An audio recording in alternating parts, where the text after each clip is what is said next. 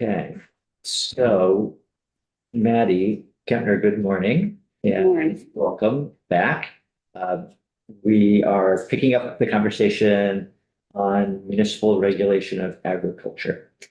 So thank you for joining us. Thank you for having me. Thanks, committee. Hi, everyone. For the record, Maddie Kempner, Policy and Organizing Director at the Northeast Organic Farming Association of Vermont. I do just want to start by saying you have my written testimony. I sent it to Patricia this morning. So if you want to follow along with anything I'm saying, I am going to be sharing some recommended language with you all. So that part in particular might be helpful to follow along. I really appreciate the committee's attention to this issue of the exemption for agriculture from municipal regulation. And I'm grateful for the opportunity to share NOFA Vermont's perspective. We as NOFA are really grateful to be in collaboration and alignment with a broad group of farming and land access organizations in our position and recommendations on this issue. Since last fall, we've met regularly with a group of partners, including Rural Vermont, the Vermont Farm Bureau, Agrimark, Cabot, the Vermont Dairy Producers Alliance, the Vermont Association of Conservation Districts, the Connecticut River Farmers Watershed Alliance, Farm to Plate, and the Land Access and Opportunity Board. Collectively, our organizations represent a really significant percent of the farmers and land stewards in Vermont. And we have developed shared principles and proposed legislative language, which I'll share with you today. I also want to encourage the committee to hear from all of these organizations directly. And in particular, I want to urge you to invite testimony from the representatives of the Land Access and Opportunity Board who have important and unique expertise to share. Our organizations have also met with the Agency of Agriculture, Food and Markets, as well as with the Vermont League of Cities and Towns, who I know you heard from yesterday. We believe that we understand each of their positions, and we're happy to say we're very nearly in alignment with both AAFM and BLCT as well. We're hopeful that there's an opportunity for a path forward on this issue that will work for everyone. And most importantly, that will ensure a consistent regulatory framework for farmers and the right to grow food for everyone living in Vermont, all in service to our collective food security.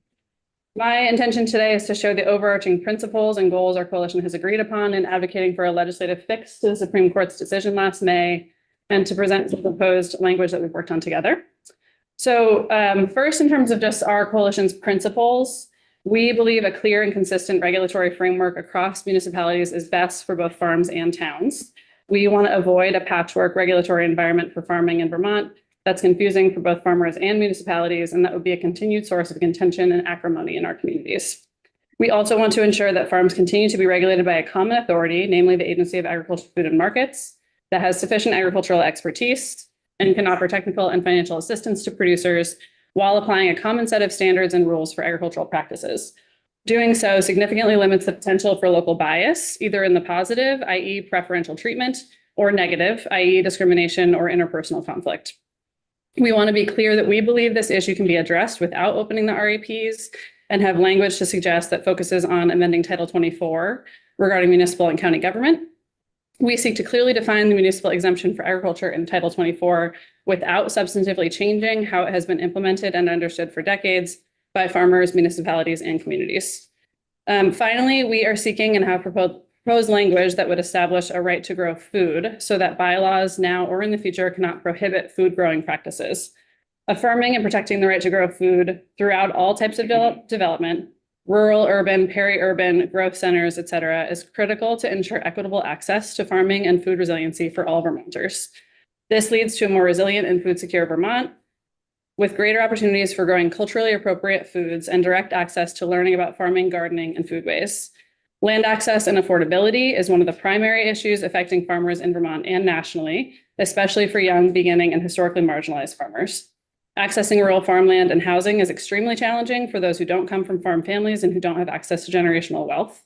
And farming is economically difficult in many cases, even for those with secure access to land.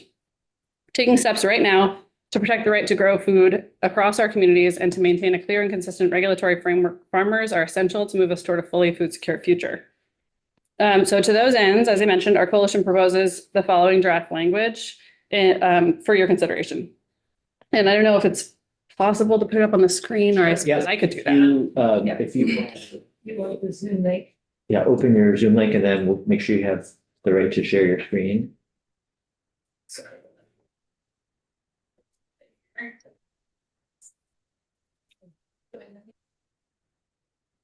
Patricia, I don't think I received a Zoom link, maybe because I was planning to be here in person. It's for you. Send it a new. David, I see about 9:45. I have to go back to work.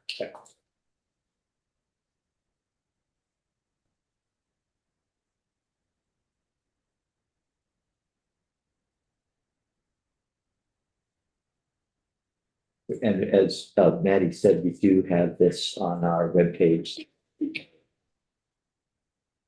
And find it there.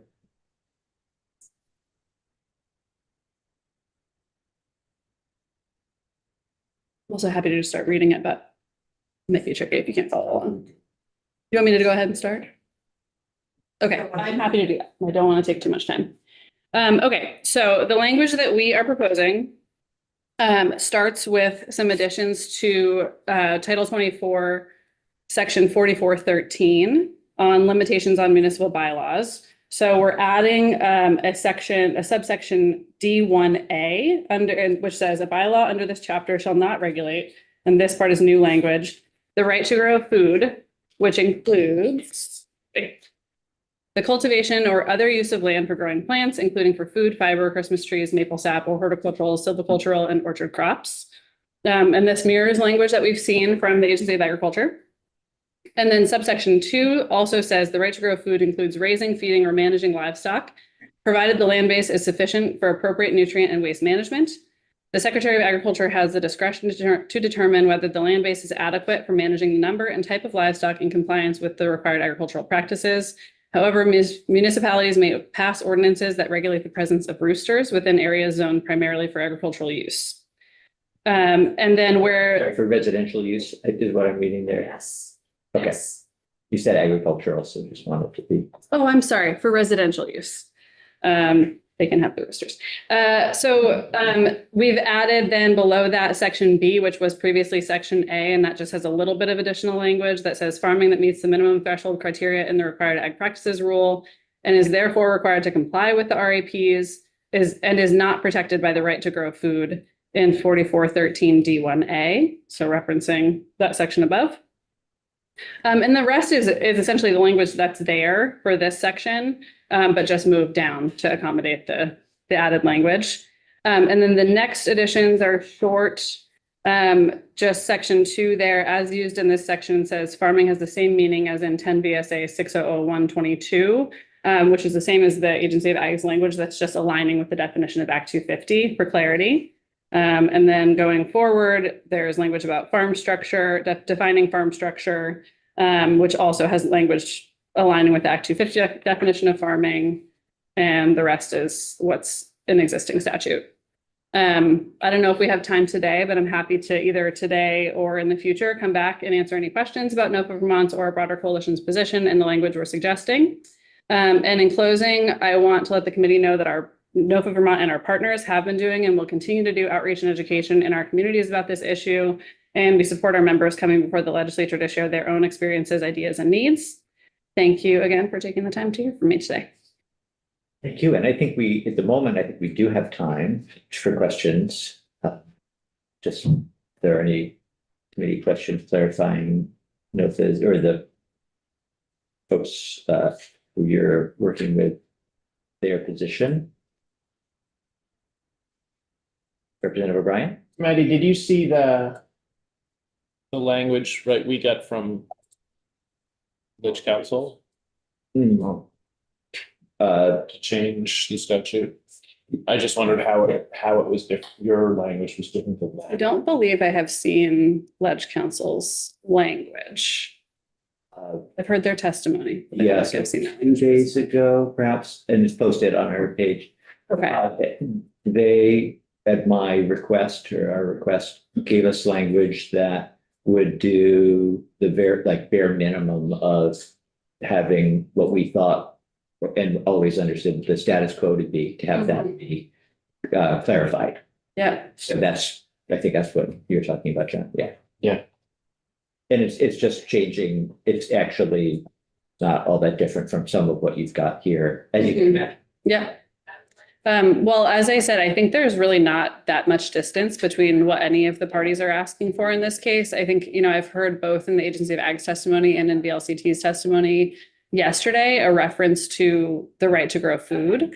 particularly with regard to plants. In the case of the LCT and the agency, I think that's what they're most focused on. What I want to emphasize from NOFA's perspective in particular is that we are concerned about some of the smaller farming operations that do fall outside of the purview currently of the Agency of Agriculture and the RAPs, and wanting to make sure that that those smaller production areas are protected too, especially because of the land access and affordability issues that so many people face. It is going to be really important going forward that folks, even in downtown or semi-urban areas, have the ability to produce their own food for themselves and their community, because it's not always possible for those people to access land that's, outside of those areas, maybe in more rural spaces that are traditionally considered working lands. So we are concerned about those smaller plots, and I think the right to grow food language is really focused on that. So I guess that we have heard, I think you're right, we have heard from everyone who's come in to testify support for, in principle, the right to grow food. I'm not sure whether the language or the concept is identical across all the parties, but yes, there does seem to be some support for that. Yeah. And I guess I want to ask you, Maddie, just responding to your last thought there. So the existing statute gives anyone who's selling $2,000 worth of food, essentially puts them into that, into that category of being overseen by the agency through the RAPs. So when we talk about who else do we want to provide protection to, I suppose there are some people who are selling $1,000 worth, a few, whatever, eggs, but then the people who aren't selling anything, but just growing for themselves or for their families. Should we be thinking that way, it's that category of people who we right now are not protected at all, who we want to be? Yeah, I think we would like to see some affirmative protection for that scale of production, which isn't necessarily to say that those operations belong, as defined by the RAPs. It's not that we necessarily want to bring them into the definition of a farm as regulated by the RAPs, but that we would like to see some affirmative protection for that scale of food production, even where it is for donation purposes and not necessarily for commercial sale, because all of those, even small amounts of food that's being produced are really important for people's individual and for our collective food security. And right now they don't, as you said, have any protection from municipal bylaws or otherwise. So we would like to see that. I wonder, and I don't want anyone to think I'm proposing this or advocating for it, but the agency's recommendation included raising that $2,000 to a higher number, to, at the very least, I guess, account for the fact that it's been $2,000 for a decade. There's been inflation in the past decade. Would it make sense to have somebody who's very small, so we're talking, that scale, be covered under a new right to grow food set of, guidelines, rather than having the agency be in charge of how they're regulated? Well, I would say two things on that point. One is that our coalition has been, our position is that we want to keep the $2,000 threshold where it is. So I want to be very clear about that. And, I think the point about inflation is well taken. I think what I would say to that is that farmers deal with that inflation themselves, and that their costs and their inputs have also gone up a lot in price, and that the price that they're receiving for their products has not necessarily gone up, in a related way. So yes, there's been inflation. Farmers' own pay price has not necessarily experienced the same inflation that other parts of the supply chain have. So that's part of why we want to keep it at $2,000. And in terms of, the agency being the authority, I think what we would like to see is that the agency be brought in when there are disputes on, smaller parcels or where people are under that $2,000 threshold. We want to maintain a framework where the agency is making determinations about, for example, stocking density on a piece of land. We think the agency is the proper authority that has the expertise to say, how many chickens is too many chickens? How many goats is too many goats on a piece of land? even in a more urban part of a municipality, which is not to say that we're opposed to the municipality having consultation, which I think is what the agency is proposing around that, but that the agency should really be the decider in those cases. I want to make sure we leave time for other testimony, but just to be clear, when the league was here yesterday, they had them clarify that their the proposal essentially is leave everything the way it is, with the exception of a to be defined but small. I think we can probably agree that it would be relatively small amount of land that would be subject to municipal zoning. They're supportive of expanding, of including some kind of right to grow your own food language. But I think they weren't interested in having necessarily the 1 acre or the $2,000. They're not proposing that be changed. They were just saying leave everything else the way it is.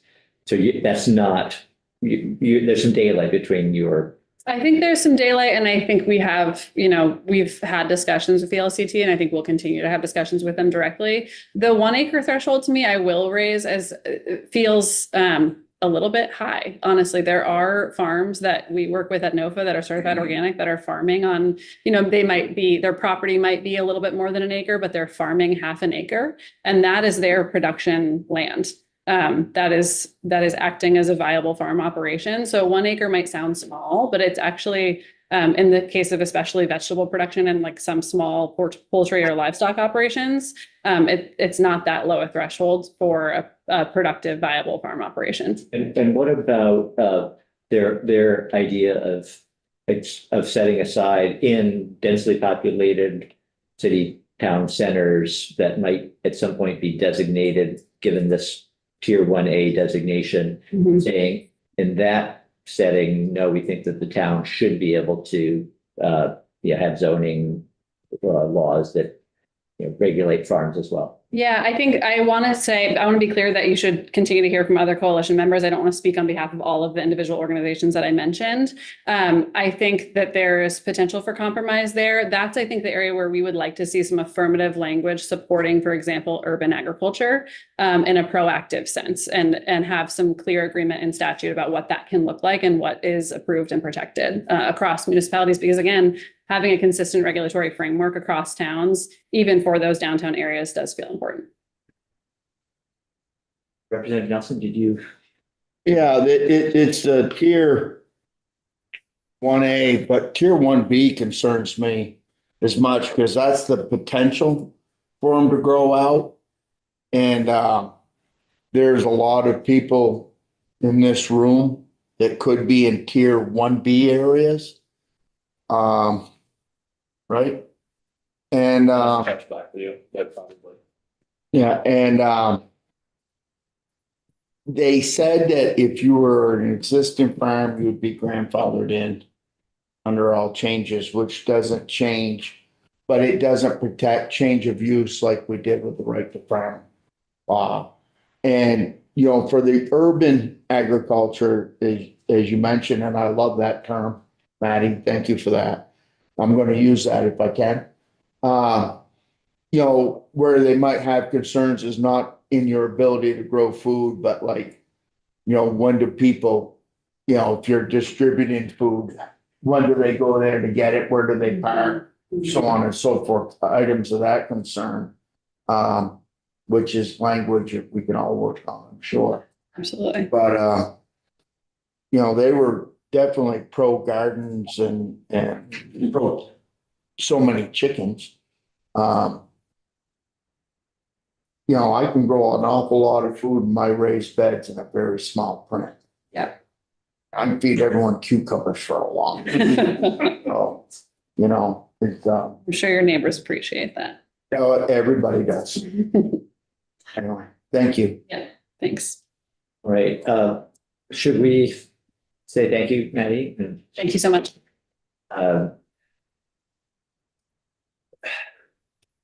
Al, sure. You want to go next? Okay. Did you mind coming on up? Sure. And I know we're a little short on seats, Maddie. If you want to pull one of these chairs off to the side. That's okay. I don't know. Okay. Don't have anything on paper, but I'll use my phone. It's fine. Everybody ready? Yeah, good morning. Morning. So my name is Alex Tebow. I'm a dairy farmer in Colchester. Not very many farms left in Colchester, we'll say that. I think we're one of two left. And the other farm is a small 20-30 cow organic dairy. But as far as, How many do you know? so we have about 200 head total. We milk around 80 to 100, depending on the time of the year. Yeah, so we're about a mile from Winooski and just across the river from Burlington. So we're about as urban as it gets, you know, as far as a farm next to an urban area or dairy farm of size. At that farm, we've been there for 106 years. So it's quite a long span of time. The farm was actually part of Winooski before Colchester acquired Winooski, or parts of Winooski. I'm the third generation, excuse me. 3 generations currently active at the farm. Myself, my dad, and my grandfather. We still all have our day-to-day parts and roles at the farm. And I've always pursued farming since I was a young kid. And on top of that, I'm also serving as the chair of the Vermont Farm Bureau Young Farmers and Ranchers program, which we've been trying to really revive. Kind of had some stale moments, and we're trying to structure it and get more young farmers active and speaking up and, you know, in ag policy. So part of the reason why I'm here today. Yeah, so in regards to the new zoning changes, at our farm, we've always tried to maintain a good relationship with our town and our neighbors, and that goes a long way. But this change, which grants authority to the municipalities, it definitely could leave us exposed for future problems. So we find that we would really like it to the authority to be given back to pre-Supreme Court ruling on the whole, the Essex duck man or whatever you want to call him. The jurisdictions that they're going to be, or the authority the towns will be given, it's going to be, barns and noise and a couple other different things, livestock. We could see some changes in our area that do affect our operation. And those changes could include, it'd be financial, a lot of financial, putting a lot of the financial burden onto the farmer as far as extra permitting, administration work and fees, and with the current price of milk and for the way it's going, we can't afford any more financial burdens. And I really do think that the way it's worded now, it leaves us financially exposed more than ever. I mean, not right in this moment, but in the future. So we would really like to see this change pre-Supreme Court ruling and giving the jurisdiction back to the state. As far as, the ag exemption.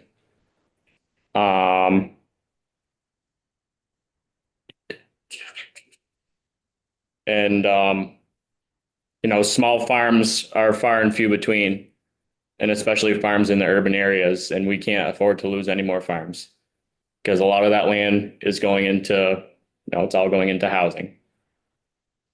And again, there's so many variables that this could affect. Go ahead, Representative Nelson. Thank you. Is some of your farm in the floodplain down there? Yes. So 350 acres of it is all river bottom land. It is. Great soil.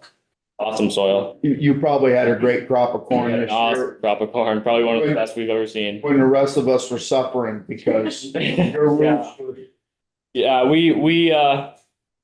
the grass took a little bit of a hit, but the corn, we had so much corn this year and it tested really good. And I know that wasn't the case for a lot of guys, but we were very fortunate, Won't try to hate on you too much. very fortunate. Do you have some of your land, is it in the upper lands?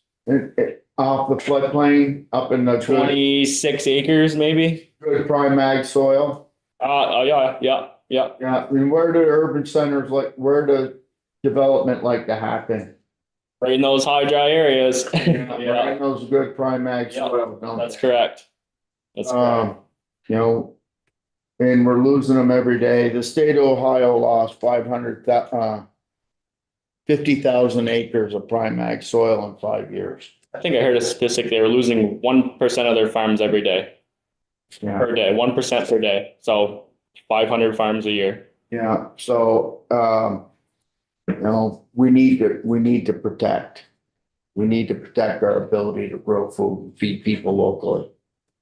Thank you. Yes. Yeah.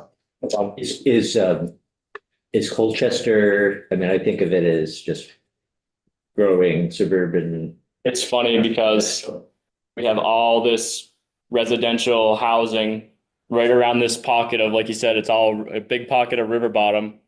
And smack dab in the middle, if you look at a map, there's a farm with, a couple, I would say probably 1,000 acres of land, we'll call it, within a 5-mile radius. That's just an open pocket of land, all housing developments right around. And some commercial, Shaw's and Water Tower Hill, down into Costco. That's a little more commercialized in there. But if you look through the bay, it's all housing developments, all the way through Burlington along the lake, it's all housing developments. And it keeps pushing in more and more and more. Is there new construction happening now? So a mile from the farm, there was some open land, like 70 acres, and they put, I don't know, 150 homes or probably even more. I don't know the exact number, but they got like $120,000 per lot. So that shows you the value of that high, dry, prime ag land. I figure a lot. Yeah. Oh, no, not even 0.2 acre lots, tiny lots. Door to door, pack them in. That's tier 1A, tier 1B areas, and that's where I'm concerned. Yeah, I'm thinking next week, we might want to take a look at the map, because I think we were looking at Rutland County map yesterday, yeah, and I think that the Chittenden County map is also like ready to look at. Maybe some of us have looked at it. We should do that and see what are they projecting anyway. It's still in development stage, but we can look at what they've got. Is any of your land in land trust? We conserved in 2011, So, which was just that 26 acres that could have been developed at the farm stand. okay, you have a farm stand there? No, the farmstead. No, the farmstead. Okay, and, so according to the Vermont Leagues of Cities and Towns, maybe some of your greatest concerns wouldn't fall under zoning, although I've been on the zoning board and I've seen people put it, hours of operation and traffic under zoning, and of course, your crops being in Chittenden County probably wait till the weather's right and you've got all kinds of time to put them in. You don't have to scramble and work half the night. We like to get it done, but yeah, sometimes we'll work late at night, which, it could be somebody calls and complains about noise and then we get shut down and we can't, a lot of it nowadays is trying to beat the weather. You get a 2 or 3 day window and it's like, let's go, let's get this done. And then it's just how it works and you work late but like I said before, right now we have really good neighbors, but it doesn't mean that there's not a future risk, for somebody calling to complain or the town coming after us. It sounds like you're trying to be a good We neighbor. got to be proactive. We definitely have to be proactive and do our part as well. Representative O'Brien? Yeah, I was just looking that, we forget down this way, the Colchester's what, third most populous municipality? I think there's 17,000 The people, biggest town by population, right? It's not the city, right? 17,000 people, yeah.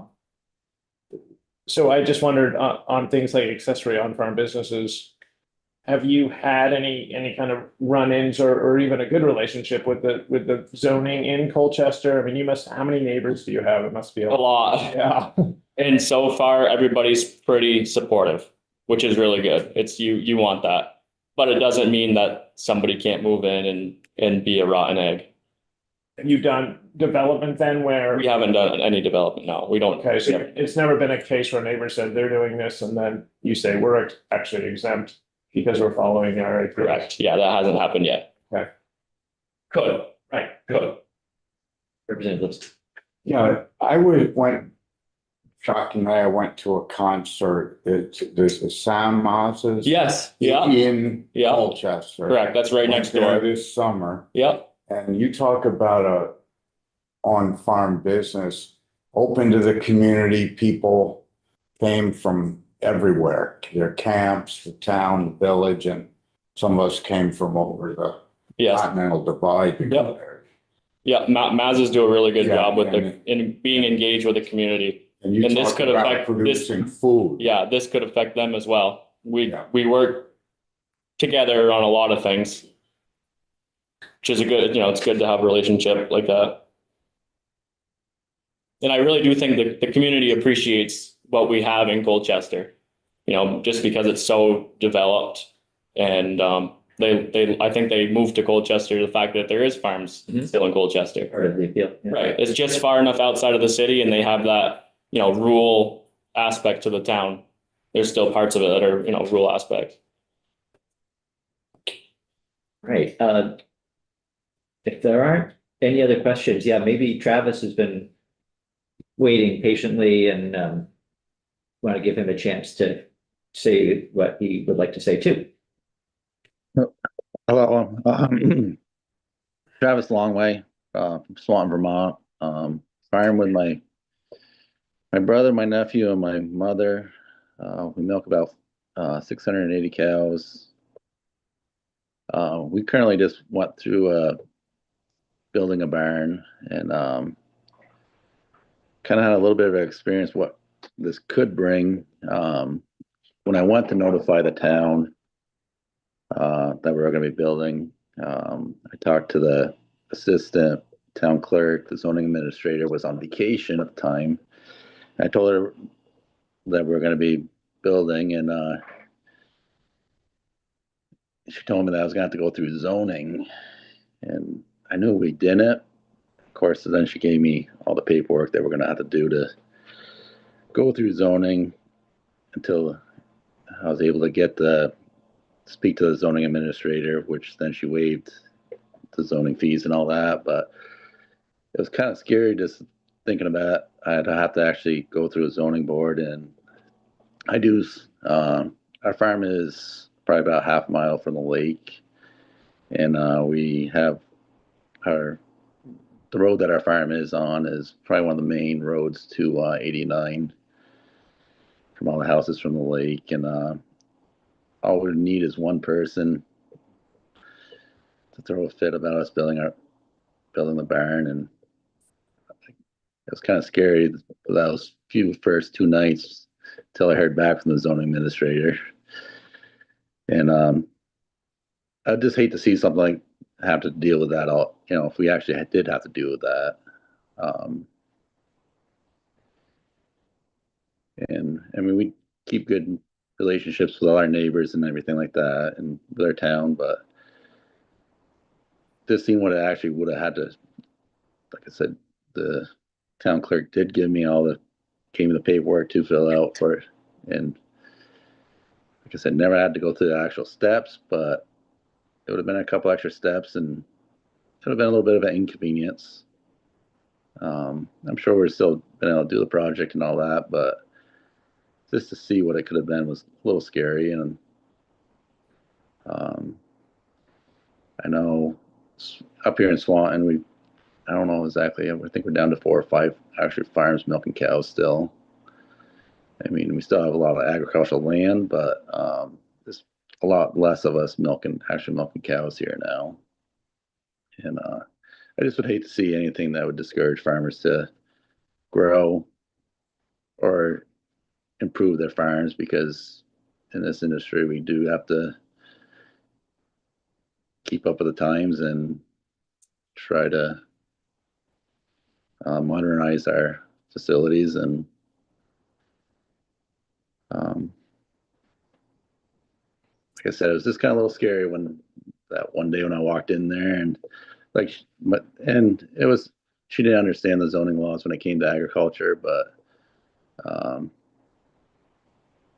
I mean, I could see how it could become difficult. We don't need any more challenges to farm in Vermont. Travis, are you in, town? Yes, I'm in the town. I'm probably about 3 miles out of the town, Yeah. maybe 5 miles. I mean, everything around us is all ag land. I mean, we don't have a lot. We got some houses around us, but it's not really. But we do have a lot of people. Like I said, we are the main route from the lake, where there's a lot of houses. And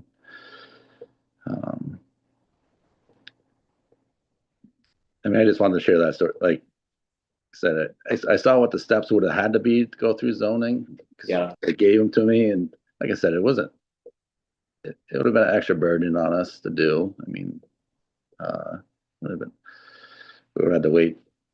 And at that time, we were like 20 days from actually starting the project, and they told me the next zoning meeting wasn't going to be for 30 days. Oh, boy. And I wasn't worried about it because I knew we were okay, but just in that kind of case, it was like, oh. And like like I said, I saw what it would have to be to go through the zoning process, and I didn't have to do it, and I knew I didn't have to do it, but it was been another step. And I mean, I feel like leaving to the Department of Agriculture is a good way to do it. Well, that's, yeah, I'm glad you shared that perspective, because probably most people, or I mean, I don't know whether other people have had to mistakenly, worry about that, even if it's just for a couple of days. Yeah. We had a couple of questions here, I think. Representative O'Brien? I was just confused, Travis. You're in Swanton or St. Albans? I'm in Swanton. I'm right on the border. My land is the border of St. Albans, but I'm right on the St. Albans Swanton border. All our land is in Swanton. The farm's actually in Swanton. Thank you. Representative Nelson? Yeah.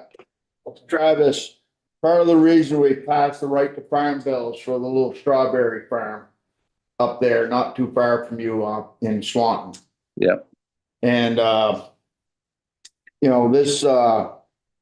this ruling by the Supreme Court made about the same day we passed the right to farm bill, kind of took away some of our, doings, what we did with the right to farm bill. So we'll be working hard to get us back to the 1987 rules. That strawberry. Oh, sorry. That strawberry farm is actually one of my neighbors. He's only half a mile from me. So. Okay, any other questions? Right, I was just gonna, do you know if Swanton and or St. Albans has ordinances, not that they would affect your agriculture, but on things like truck hours of operation, because you probably ship to the co-op, so you have like DFA trucks coming and going? Actually, Equipment? I'm not, to be honest, I'm not sure on that. I don't believe so, but I'm not sure. Planning Commission, there's not any rules for trucks. can you just say your name? Oliver Manning.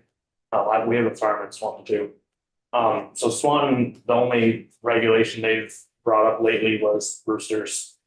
But there have been other issues. Roosters, yeah, in the village. There have been other issues that I see in Swanton. Swanton has a lot of conserved land because the Missisquoi Wildlife Refuge is in Swanton.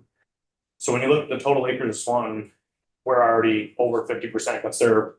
So a problem that I face every month on our planning meetings is people are looking for ways to develop and support housing. And I'm always looking for ways to kind of support the farms and support the housing at the same time. So a thing, and it's been stated in our select board that they want to essentially ask the land trust not to do business in Swanton anymore. Which to me is ridiculous because for one, farmers use that money to stay in business. And two, some farmers are just doing that because they always want to know that that land is open. There's so much land in our village or in our designated growth areas like the Southern Growth District that's open for housing and business that's not used, that we don't need to start worrying about the land trust restricting development. But the issue that I could see with giving towns the authority to regulate agriculture is they might not come out and say, you can't have animals, you can't grow a garden, but they might say, well, we like that chunk of land for development. You can't put liquid manure there or something, they can start to regulate, like you said, hours of operation, what is going on to feel, the smell and the noise. And while not coming out and saying they don't want farms, they're governing farms out of business. Exactly. It's basically a death by 1,000 cuts. And I'm not saying that Swanton, we haven't got that far yet as far as, there's still a lot of pro farming. But like you guys said, the strawberry case, that was challenged to the town. The town rightfully said, we can't regulate this. It's under the Agency of Agriculture definitions. And I that might even still be in court, I'm not sure, but we're opening up the door for one person that just doesn't like things to try and go to towns and, circumnavigate or to cut off the Agency of Agriculture who actually knows, because I'm the only farmer on any of the, other than there's one other farmer on the select board. So there's not a lot of representation of farmers left in any municipalities or even in state house for that matter. So I think it's important. It's important that we kind of stick together and get these rules passed now when it's favorable, because down the road, I don't see it as becoming more friendly to farms in our state. Representative Nelson. How many of you in this room farm right on the edge of a village, or the village is kind of gone around you a little bit like we do in Derby? You do? Yeah, I know you do. You do. You as well. Okay, thank you for that. So we all have concerns that are deep rooted and to keep our ability to grow food in the state. I'm wondering if, since we have a few more minutes, and I think, what time did you say you needed to? We're going to send an ag around 10:45. Okay, we had 10:20 as a stop, but we can keep going a little bit. If anybody else would like to add anything. And I would love for some of my farmers to introduce. Let's do that then. Okay, all right. Am I introducing myself? Am I allowed to add? Both. Why don't you introduce yourself, and if you want to say while we're going around, something. So my name is David DeFries. We farm in the Mad River Valley, farms in Warren, but we own land through Waitsfield, Moretown, and Boston, obviously. We milk about 600 cows, and I guess when I was first asked to come here, I was like, I don't really have a whole lot to pitch the thing because we don't have much to complain about as far as neighbor relations or town relationship, because we, for being in a ski resort town, we get a lot of support, and we have a lot of neighbors that step up for us, and if there's an issue, it almost takes care of itself because the people enjoy the landscape, they enjoy cross country skiing on our property. But that said, right, we just built the barn last year, and we went, and obviously there wasn't much of a process that we had to go through to do that with permits, but there were a couple neighbors that had called and checked in on us, and it was an easy. The current situation just lent itself so well to making the process seamless, whereas we don't need anything else to hinder us when we're thinking about modernizing our farms, as Travis said, or doing some of these projects. Another thing we ran into this past summer was, like I said, great neighbors for the most part. And we try really hard to be a part of the community and do be a positive influence on the rest of the people that we look at as not only do you guys get to enjoy what we do, but you also have to put up with us because we run our trucks hard. When it's time to spread manure, when it's time to harvest crops, it's time to put in corn, right? We run really hard, and that's let us do what we do. It's let us be successful, and there's a certain element of a certain demographic of people, whether they're new to the area, they were drawn to the area because how beautiful it was. We make that land beautiful. Like we take care of a couple thousand acres of land throughout the valley, whether it be pastures or crops. And then when they realize, wow, there's trucks running at 11:30 at night.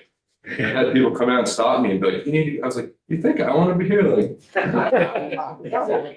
want to go home too, but it's gonna rain tomorrow morning and we're gonna finish this. And I think it sets, it sinks in for most. But there was a certain neighbor that went to the town last year and they filed complaints with our truck traffic. And I don't know what the ordinances are. I probably should, but since they didn't apply to us, I guess I didn't take the time to dig in. I was so busy working. But luckily the town came back to them and said, hey, we have no jurisdiction. We have no means to control this. The priests are respectful. They try to do a good job, but yes, we're their neighbor as well. And we don't always love that they're running hard. They have to. And so I just think it's important that we have some sort of level of protection against trouble that we don't need. And if it's working, I'm sure there's cases that don't, but I think you're going to find that people that have spoken up and tried to evoke change were the 2% or the 3% of people that were unhappy with the situation, and not the 97 or 98% of people that support their local community farmers and are part of that. So I guess that's my piece. Good, thank you. Let's keep going here. Yeah, Megan Marvel, this is my husband Skylar. We own and operate a dairy farm in Sheldon with my parents, my brother, a couple of my uncles. It's a very family oriented, and while we haven't really built anything lately, so haven't really gone through anything. Kind of just here for moral support. Our next project though, that we're kind of stepping into right now is actually a farm elementary school, private school.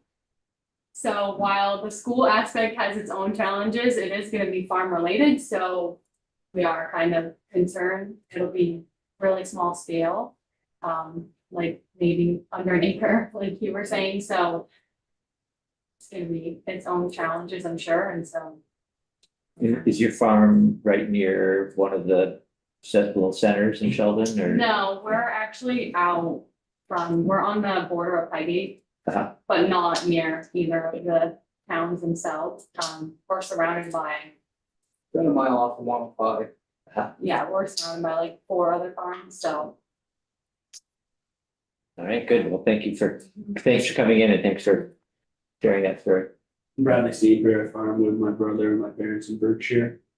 And we, like everyone's saying, we have a small town, 1,300 people, really good relationship with our select board. Work really hard to contribute to the town in positive ways and pay it forward and be respectful and try our best. Try not to run late. Try to just start at daylight and at daylight the most, but plenty of times we get caught working late as well. And I guess my little story here is we were lucky enough to make a deal with a digester company that's taking our methane gas, cleaning it and turning it into natural gas. And we make enough gas to heat 1,500 homes all year from our farm. And when the digester company started the deal, they were really ambitious, really positive. They budgeted about 600,000 for permit fee. It took about 2.5 million, 3 million.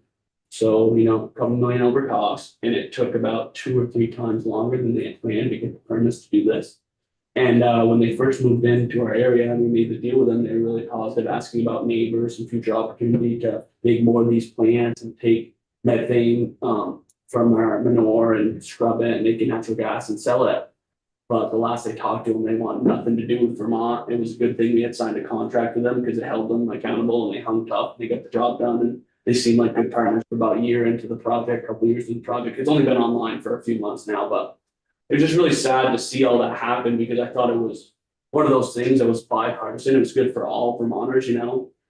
Heating, affordable heat, efficient heat. We got the manure back and renewable heat, and just thought it was a win-win no matter what party line that we belong to. And then yet again, Vermont, for whatever reason, chased them right out. You know what I mean? And at this time, they're not interested in doing anything others. And I think that's unfortunate because I think a lot of dairy farms, because it is income for our farm and stuff, and are gonna miss out on that opportunity. You know, and we're just lucky to be on the ball early. Did that have to go through like a certificate of public good from the PUC, or was it Act 250 permitting for just that specific thing? It was multiple things connected to what you just talked about. Our town, being our town is like pretty good, like pretty easy going, even though it's like a massive project for our little town. They came out to the farm and showed them around, explained it, and we were actually lucky enough. We don't have to truck our gas. Vermont Gas partnered with them. And so our gas goes right underground to Route 105 and right down 105 in the ground. And so like it didn't really impact our job. The only positives is now we get 2 more full-time positions in our little town because they had to hire locally. One guy's from Montgomery, one guy's from Fairfield. And they're good career opportunities for the company and stuff. But yeah, it's mostly in the state and federal level that they really struggle with, you know what I mean? Yeah. A&R. Where's the digester? Right on our home farm. So my parents built digester in 2006. We were the second in the state. And then 20 years later, just needed a massive financial overhaul and it took a lot of time and labor. And so we decided to partner with a digester company. We made electricity with them, I think, like through the Cow Power program. So it was time for a change, whether we invested the money or we probably had another sibling that was interested, maybe we would think of it, but busy farming and that takes its own thing, you know, it takes a lot of time and energy, so. Well, let's keep going. I'm Oliver Manning. I farm with my brother and my dad, and a niece and a nephew, and I'm also in Swanton. We milk about 550 cows. Our farm's been in our family for like 10 years. Started out with my great-great-grandfather had 3 cows. That's how we started. So, yep. And the other thing I'd like to add too, just quickly about the towns and what a lot of towns and like even our neighbors don't understand. So we invested in a driveline manure system a couple of years ago, and we buried some supply pipe. And we were across the road from a neighbor's house, and he came out and goes, "What are you guys doing?" And I won't lie, this is a neighbor we don't have a good relationship with. There's constant problems, and I kind of explained it to him, and he had no idea what any of that meant. His only question was, "Well, how is this going to affect my quality of life?" I said, "Well, make it better." I said, "There's less traffic down the road. There's less smell. We're injecting everything." So then fast forward to this year, we've been trying to add more buried supply line to get across roads and stuff because there's not always easy ways to cross. But we've been having issues with NRCS and the agency with as far as engineering because they don't have enough engineers. So the projects are dragging way behind. So what we ended up doing was I just went to the town and asked, you know, would it be okay? This is a class 4 dirt road. There's no houses past where we wanted to cross. Can we just lay our hose across the road? Would you be willing to close the road for 2 days? And the town was very supportive of that, and they allowed us to do it. So and I told them, I said, if we can't do this with the line, we're gonna have to tank spread that 150 acres. It's gonna take us probably a week and, you know, almost 1,000 loads of manure, or not that, hundreds of loads of manure down the road. And I said, not only is that gonna, you know, be slow traffic, smell, everything, as I said, it's destroying the roads. And so I said, by helping us, you're helping the town save your infrastructure. And, you know, since we explained that to them, they've been very willing to, you know, let us access culverts to cross roads, or like in that situation, just to close the road for 2 days to save everybody time and a lot of money. So. My name's Ferdinand Weibel. We have a dairy farm in Berkshire, neighbors with Bradley. I farm with my 3 brothers, sister-in-law as well. I have to, she always, she gets upset when she's not mentioned. And my dad's tired, but he's still going, and my mom as well. We moved here in 1998, bought the farm, and we've grown. You have to kind of grow. I think if you don't grow to a certain point, either you diversify or whatnot, you get left behind. So we've done some sugaring. This last year we put up a corn bin, gonna do some make our own cornmeal and stuff. Didn't have much of a problem applying for anything with the town of Berkshire, which was nice.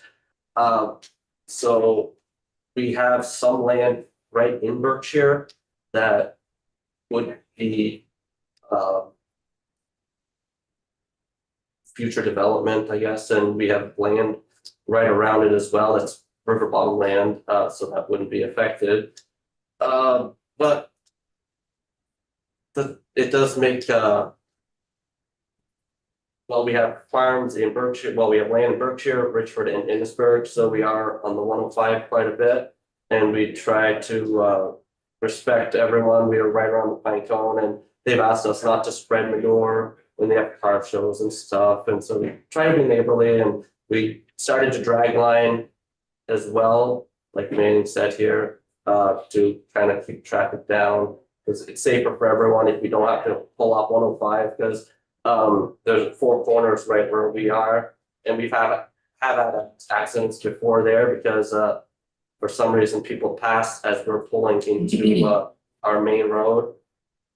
So sometimes people don't understand that big equipment can't stop fast. But yeah, that's. Thank you. Their farm is absolutely beautiful right down there on the Missisquoi River floodplain. Yeah. And they had a great crop of corn too this year. They shot the guns. Our neighbors still suffered, so. That makes it better? It doesn't make me feel better, it just makes me say there. Our alfalfa did great this year. Yeah. And they do a great job, and where did you come from? Austria. Austria. I just naturalized in December, so I just became a citizen. Congratulations. Yeah, thank you. They also have a pretty awesome presence on social media, 802 Farmers. Yep. And they're really a great voice for Vermont agriculture. So thank you for that. Yeah, we show our operation and what we do, and so yeah, if you wanna check it out, check out. Some people don't know farming, so it gives an idea of what we do and what we have to go through and how we survive and fix things. We should probably pick up the pace here. I want to make sure everybody has a chance at least. Say mine real quick. My name is Kyle Massey. I grew up, in this farming community with, Bradley and Ferdinand. This here is important, land is becoming a very rare commodity in a lot of these communities with certain development rules changing constantly. So it'd be nice to see stuff worded to protect that. We're all standing by now. Thanks, Tom. My name is Lance Wood. Farm in Addison County. I have 3 brothers, and my parents are still involved, to a degree in farm. I guess one thing I can really say to add anything other than what the previous people have added is every layer of complexity we add, every regulation we add serves to increase the cost of food. So we just have to realize the minimum impact necessary to get the job done and protect protect the farmland and regulate the farms, the better. Luckily, I have a lot of big families, so we have layers of management that can deal with complex complex regulations, the paperwork and the meetings and stuff. Certain people I'm friends with, they're one man band, and they don't have the capacity from a ownership perspective to do that and that. So every regulation, I think, disproportionately impacts a smaller farm. Just keep that in mind. All right, thank you.